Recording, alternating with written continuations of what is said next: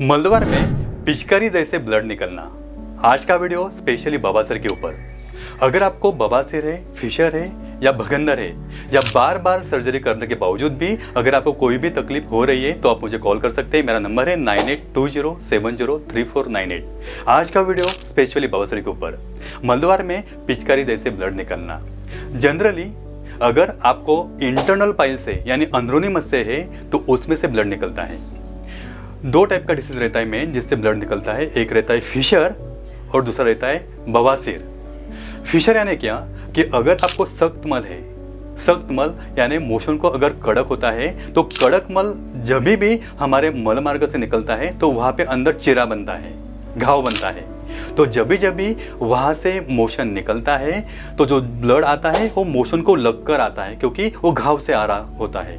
और दूसरा रहता है इंटरनल पाइल्स जिसमें अंदरूनी मस्से से ब्लीडिंग होता है कि जब भी पेशेंट मोशन करते समय जोर लगाता है और पहला मल आता है और मल आने के बाद जो ब्लीडिंग होता है वो इंटरनल मस्से से आता है यानी पिचकारी जैसा ब्लड होता है। यानी क्या कि अगर आपको फिशर में होने वाला ब्लीडिंग है तो मोशन को लग के ब्लड आता है, या अगर आपको इंटरनल पाइल्स या अंदरूनी मस्से से ब्लीडिंग हो रहा है तो आपको मोशन के बाद पिचकारी जैसा या थेम थेम ब्लीडिंग आता है। तो आज का वीडियो मलद्वार में पिचकारी जैसे ब्लड निकलना।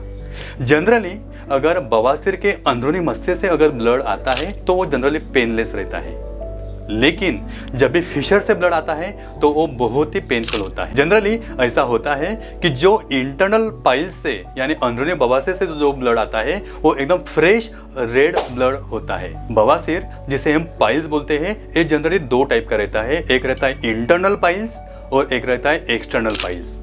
एक्सटर्नल पाइल्स यानी क्या, यानी बाहरी बवासीर। पेशेंट बोलता है कि सर मुझे मेरे हाथ को बाहर से मस्से महसूस होते हैं। और अगर आपको इंटरनल पाइल्स है यानी अंदरूनी बवासीर है तो पेशेंट कंप्लेन करता है कि सर जब भी मैं सुबह मोशन के लिए जाता हूँ तो अंदर से पूरे मस्से बाहर आते हैं, वो होता है इंटरनल पाइल्स।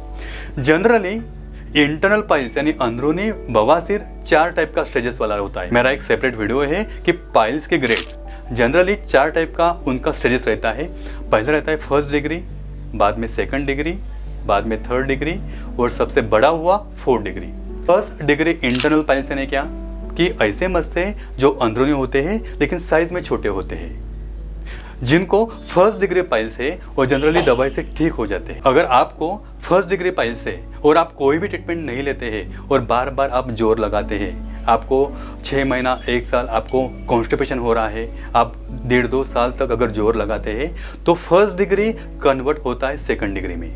अब इस 2nd डिग्री पाइल्स थोड़े साइज में बड़े होते हैं। इसमें क्या होता है, जब भी आप सुबह मोशन के लिए जाते हैं तो 2nd डिग्री में मोशन के बाद थोड़े मस्से बाहर आते हैं, लेकिन इसमें जो मस्से हैं वो कुछ मिनट के बाद अपने आप अंदर चले जाते हैं, जिससे बोलते हैं 2nd डिग्री पाइल्स।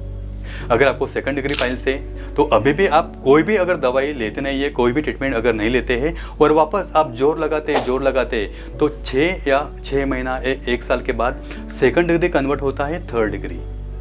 आप क्योंकि डेली प्रेशर लगाते हैं तो अभी 3rd डिग्री में क्या होता है कि बवासीर के मस्से और बढ़ जाते हैं, उसका साइज बढ़ जाता है। तो 3rd डिग्री में क्या होता है कि जब भी आप सुबह मोशन के बाद में सुबह जाते हैं तो मोशन के बाद जो मस्से अंदर से बाहर आते हैं अभी वो इतने बड़े हो जाते हैं कि वो अपने आप अंदर नहीं जाते हैं, उसे उंगली से अंदर ढकेलना पड़ता है। वो हो गया 3rd डिग्री। और सबसे लास्ट स्टेज है वो 4th डिग्री है। 4th डिग्री इसमें क्या होता है कि जब भी आप मोशन के लिए जाते हैं तो पूरे मस्से बाहर आते हैं और ये मस्से कुछ भी करके अंदर नहीं जाते। ये हो गया 4th डिग्री। 4th डिग्री में बहुत ज़्यादा पेन रहता है, पेशेंट को बहुत ज़्यादा सूजन रहती है।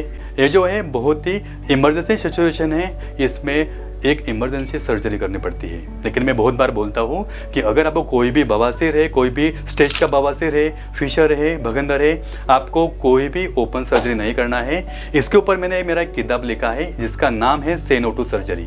से नो टू सर्जरी यानी क्या कि आपको ओपन सर्जरी नहीं करना है, क्योंकि मैं मेरे हर एक वीडियोस में बोलता हूँ कि अगर आपको कोई भी तकलीफ है तो आपको कभी भी ओपन सर्जरी नहीं करना है। क्योंकि क्या, क्योंकि जब भी सर्जन वहाँ पे ओपन सर्जरी करते हैं तो वहाँ का जो स्पिंक्टर होता है वो स्पिंक्टर कट होता है, और स्पिंक्टर कट होने की वजह से थोड़ा सा कंट्रोल लूज होता है, यानी वो जो जगह है थोड़ा लूज होता है, जिसे हम बोलते हैं इनकॉन्टिनेंस।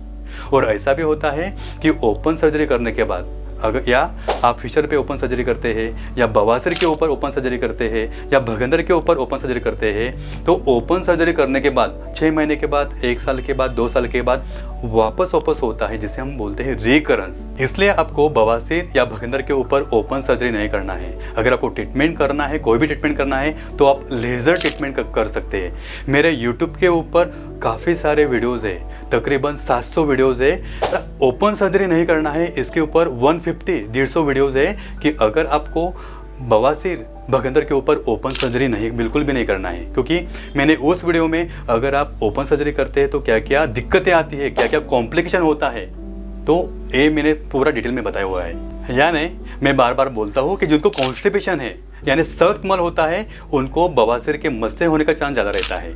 और बवासीर के मस्से बन गए यानी इंटरनल पाइल्स और एक्सटर्नल पाइल्स बन गए, और अभी आपको अगर कड़क मल होता है, तो कड़क मल होने की वजह से जब भी वो वहाँ से निकलता है हमारे मल मार्ग से, तो वहाँ पे जो ब्लड वेसल्स रप्चर होती है, फूटती है और एकदम पिचकारी जैसे ब्लड आने लगता है। तो मैं इसलिए बोलता हूँ कि आपको सख्त मल नहीं होना चाहिए, आपको फाइबर ज़्यादा खाने हैं। और ऐसा भी होता है कि जो लोग जिम करते हैं यानी हेवी लिफ्टिंग करते हैं, कि उनको ये बवासीर के मस्से होने का चांस ज़्यादा रहता है। क्योंकि आप हेवी वजन उठाते हैं, तो हेवी वजन उठाने की वजह से डायरेक्ट प्रेशर बनता है हमारे मलमार्ग के, और हमारे मलमार्ग में जो ब्लड वेसल्स रहती है उनमें सूजन आती है, और सूजन आने की वजह से वहाँ पे बवासीर के मस्से बनते हैं। तो मैं इसलिए बोलता हूँ कि अगर आपका डाइजेशन खराब है तो डाइजेशन के ऊपर आपको प्रॉपर ध्यान देना है। पेशेंट कंप्लेंट करते हैं कि सर मैं कुछ भी खाता हूँ तो पेट एकदम भरा हुआ लगता है, गैस बनता है, एसिडिटी होती है, तो आपको डाइजेशन के ऊपर काफ़ी ज़्यादा ध्यान देना है। आपको सूरन की सब्जी खानी है, आपको खाना खाने के बाद बटर मिल्क यानी छाछ जिसे बोलते हैं वो छाछ पीना है। कभी भी मोशन करते समय जोर नहीं लगाना है, क्योंकि अगर आपका पेट सफा नहीं होता है और बार बार आपको जोर लगाना पड़ता है तो वहाँ पे बवासीर के मस्से बनते हैं। तो कभी भी आपको जोर नहीं लगाना है। तो ठीक है दोस्तों, फिर मिलते हैं आने वाले नई वीडियो में। सबसे इम्पोर्टेंट कि अगर आपको कुछ भी तकलीफ है तो आप मुझे कॉल कर सकते हैं। मेरा नंबर है 9820703498। और सबसे इम्पोर्टेंट अभी हमने क्या किया है कि ऑल ओवर इंडिया तकरीबन 70+ ब्रांचेस हमने हमारे पाइल्स लेजर के ओपन किए हैं। हमारे सब बड़े बड़े सिटीज़ में हमारे ब्रांचेस है। अगर आपको मोशन के बाद में कुछ दर्द हो रहा है, ब्लीडिंग हो रही है, पिचकारी जैसा ब्लड निकल रहा है, बार बार सर्जरी करने के बावजूद भी अगर आपको कुछ रिजल्ट नहीं मिल रहा है, तो आप मुझे कांटेक्ट कर सकते हैं। मेरा नंबर है 9820703498। दूसरी बात, अगर आपको कुछ मेडिक्लेम है, इंश्योरेंस पॉलिसी है, तो अभी हमने हमारे हर एक ब्रांच में कैशलेस की सुविधा भी हमने अवेलेबल किया है। यानी आपको कोई भी पैसा नहीं लगेगा अगर आपको कुछ इंश्योरेंस है।